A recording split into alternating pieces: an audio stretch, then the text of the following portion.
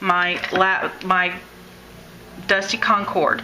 Another cool feature about this is that if for some reason, like my phone just rang and I had to get up and leave, you're okay, because this is distress, and this distress is activated with water. If you don't like something tomorrow that you've painted today, all you have to do to reactivate it is wet it, and that's it.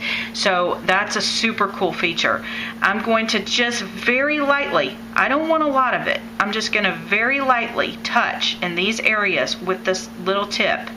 Being very light-handed, I don't want a ton of color, but I just want to kind of go over where my shadows are going to be, remembering that as you wet this, it's going to wick and pull out. So you want to make sure that you're very careful with how much color you apply. Remember, you can always go back and add more. So I'm just going to put a little bit of color in here. Not a lot, just a little bit.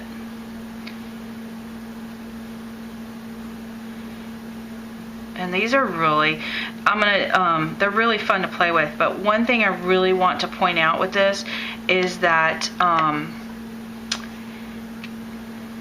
you can definitely make these look a lot like your Copic coloring.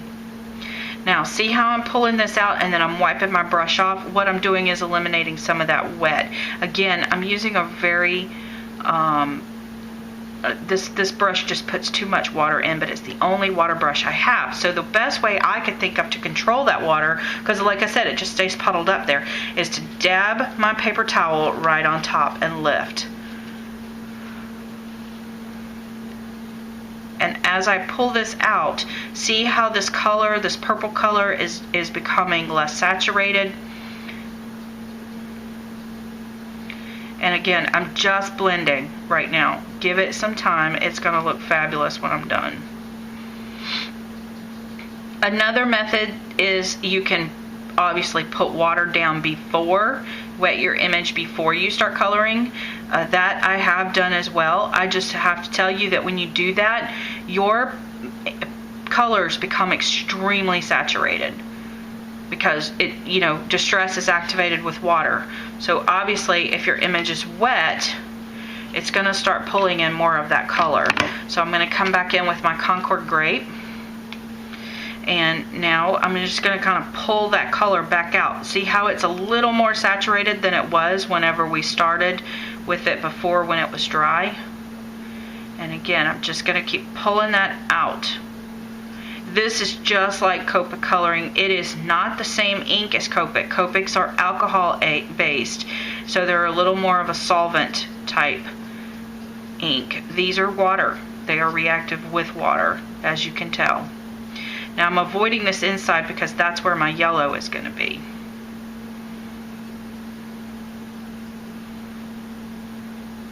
And again, I think it really helps to know shadows, and you know, your coloring concepts are going to be the same with this. I think if you're coloring an image as it would be with your Copics. I know this video is going to run long, but I'm not going to fast forward. I want you guys to see everything in real time. So please bear with me on this. And we're going to just keep adding color or adding water and pulling this out. As we add water, see how it's starting to blend a little bit better into those other areas. Again, the more water that is on here, the more it's activated and it'll run. So once I've done this, see how it's starting to spread and wick? That color is wicking out right here. It's wigging out. It's wigging out. Let me see if I can get a little bit closer. Zoom in just a little bit tighter so you can really see what's going on. And again, I'm just going to let that water sit on there for a second, and then I'm going to lift it right off because I really want to see how it muted it down when I did that. Again, just add a little bit more water here.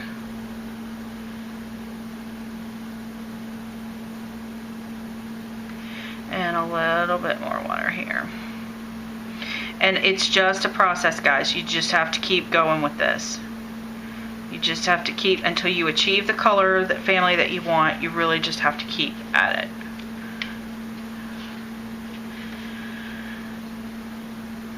And the other cool thing about this paper is that it does buckle. So you get this kind of three-dimensional kind of look to it. It will flatten back out as it dries.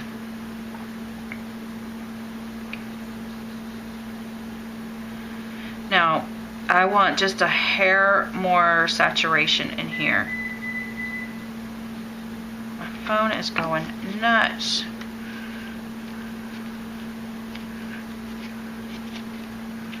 Somebody wants me.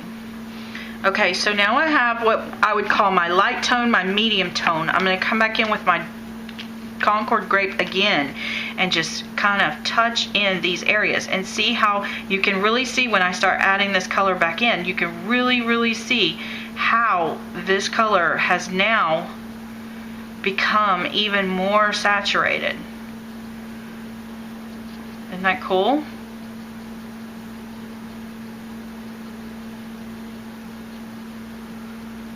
I mean, you can really see it up against where we've watered it down. And notice pansies always have that really rich, vibrant purple towards the center. I just love pansies.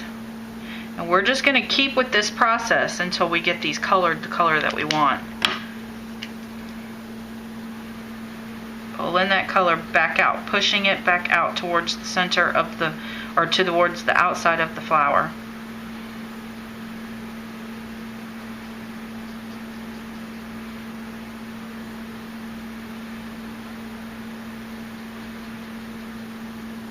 Like I said, I am not a watercolor expert by any means, guys.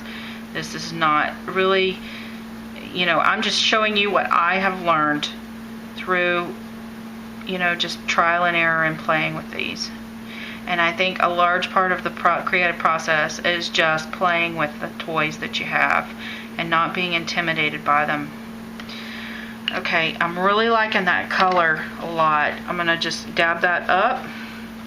And then I'm going to come back in here with my milled lavender. This has a brownish tone to it, so don't be freaked out over it. And I'm going to start pulling from that darker color out towards the center, out towards the outside of the petals. Just really, and because these are wet, the milled lavender is even more saturated. But notice how it's all starting to blend. It's really starting to blend.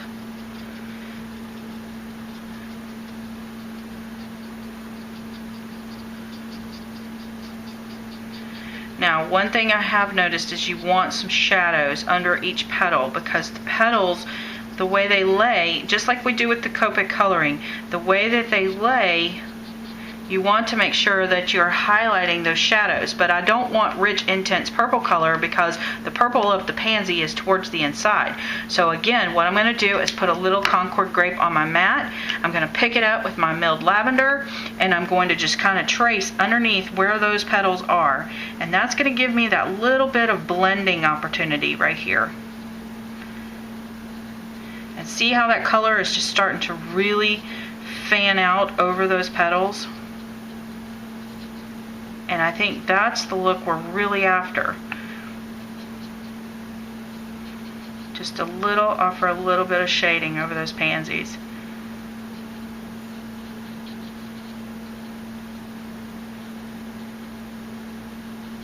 And all I'm doing is taking, and I'm on this darker color, and I'm pushing it towards the outer edge of the petal. And that's really going to give us our darker shading qualities and really give it that look of it's blended.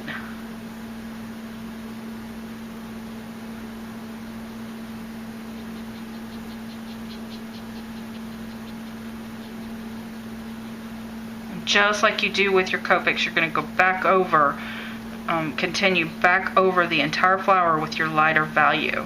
And that's really going to add that depth and that blend that you're looking for. And look at how these are just coming to life. They're just popping out. And again, remember, you're never going to achieve a total blended look simply because these are watercolors and it's the way they react with one another. But I'm just going to pull that all the way out to the outside now and really kind of work in that light color with that darker color. There you go. My pansies are really starting to take shape and come to life. I really love the way they're looking. Now, one other thing to keep in mind is that this ink is wet, and as it dries, it will dry a lot lighter than what you see here. Now I'm going to come back with my mustard yellow, and I'm going to paint in the center.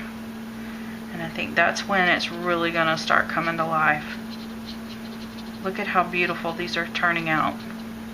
And pansies kind of have a little bit of yellow coming through. And notice how that yellow is popping right on top of that purple. See how it kind of really just fused in with it? I don't want a lot of it. I just want a little touch, because pansies have that little touch of yellow right on the leaf too. Okay. Now I'm going to come back in and we're going to blend one more time. And when I'm done here, I am going to make sure all my brushes are cleared off from that concentrated color. I'm going to, just really, I don't want to leave that on there. But again, pansies have that really nice, rich, vibrant purple that comes in that leaf. And I'm just wanting to put that right back in here. And I hope you guys are not bored with me. I know it's a long video. Please be patient. I do know that there's a lot of people who have had a lot of questions on this, and I know this video, I'm trying to answer all of your questions that I personally know how to answer. Okay, now I'm going to come back in with my water and just blend that back up again. Remember, this is watercolor, so it doesn't need to be exact.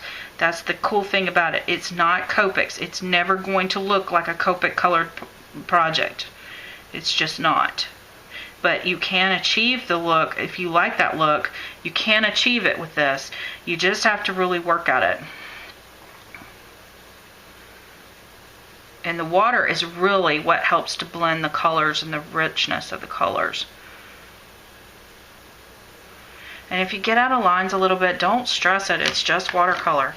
And then again, I'm just going to tap it off. And when I tap it off, it gives it a little bit lighter value.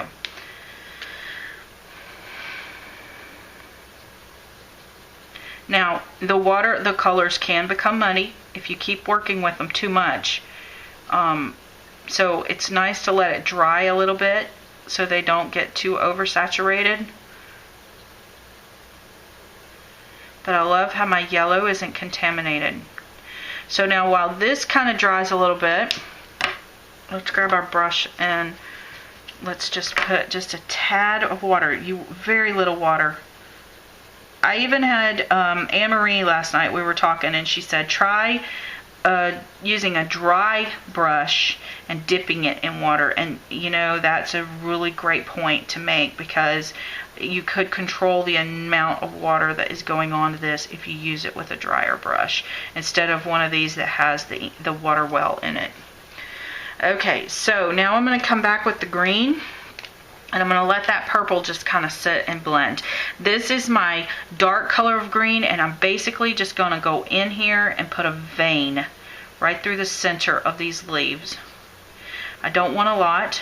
I just want, just a little bit of color through there. Remember that these are watercolors and they will blend. And now I'm going to come back in with my shabby shutters, and I'm going to fill in just a little bit. Remember, it's what you got to still add the water. And these are highly saturated, so you don't want a ton. And notice how I got a little bit of green on that purple leaf? Never fear. What I told you before is that you can lift that color off with just a little bit of patience. But remember, it is watercolor. Watercolor paintings are expected to have a little bleed by the nature of what they are. But look at how beautiful this is. Love it. Look at how subtle that became. And then just take this and fill back in.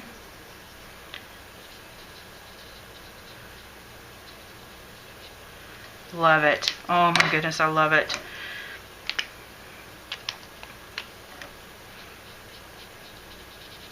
And notice how I got that green on there? Never fear. It's off now. I'm just going to run over these one more time. Now, I personally think it looks a little flat. So what I'm going to do is I'm going to add a little bit. I have a gold jelly roll pen here. I'm just going to throw a little bit of this up in here just to kind of give it a little sparkle and shine. It's not a lot, it's very subtle. That's why I mean, you could use stickles by all means if you had them. I just think that this little bit of gold will just kind of add a little pop to this. And there we have it. We can come back in and put a little more shadow in our green leaf. And this is what I like. I'm using the fine tip here because I want fine color. I don't want concentrated color. You know, I don't want a ton of color. And the fine tip gives you the opportunity to be able to add the subtle details very thin. You're almost drawing. This is a very relaxing thing for me. This would be so pretty on an Easter card or a Mother's Day card. And again, just to blend that, I'm going to come back with my water brush and I'm just going to pick it up, spread it out just a little bit.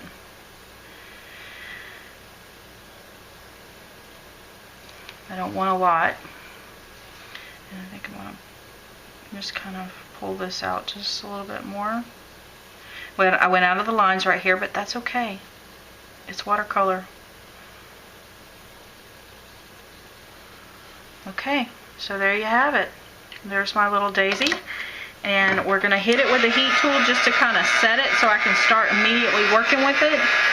It doesn't take long.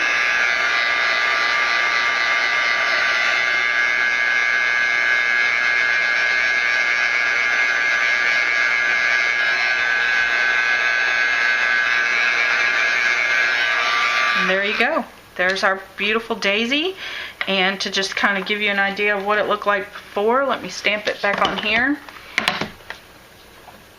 Again, you want vibrant colors. You don't want them muted like that. Go back and continue to add until you get the depth that you want. And there's what it looked like before. So there's our before and our after. So thank you guys for watching. Thank you for being so patient getting through this. I have some other techniques that I'd like to share with you guys, but they'll have to go into another video. Thank you so much.